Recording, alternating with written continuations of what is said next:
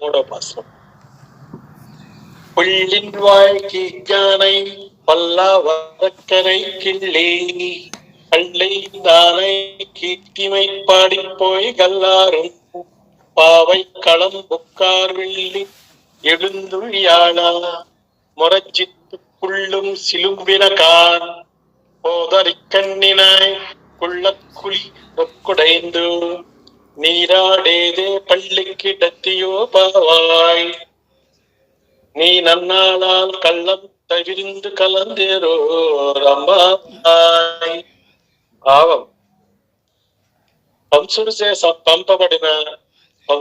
పంపబడిన బకాసురుని నోటిని చీల్చిన శ్రీకృష్ణుని యొక్కయు, దుష్టుడైన రావణుని 10 తలలను కిల్లి పారవేసిన శ్రీరాముని యొక్కయు కళ్యాణ గుణ సంకీర్తనం చేస్తూ శ్రీకృష్ణుని సంశ్లేషమును అనుభవించుకోరు గోపికలందరూ సంకేత స్థలంలోకి ఎప్పుడో చేరిపోయారు. నీవింకను లేవకున్నావు. తెల్లవారుందని సూచించు శుక్రుడు ఉదయించాడు, బృహస్పతి అస్తమించాడు. ఇదిగో పక్షులన్నీయు తమ ఆహారాన్వేషణ నిమిత్తం అరచుకుంటూ ఆకాశంలోకి ఎగిరిపోతున్నాయి అని గోపికలు చెప్పగా, నిద్రిస్తున్న గోపిక తను కనులు తెరిచి చూసింది.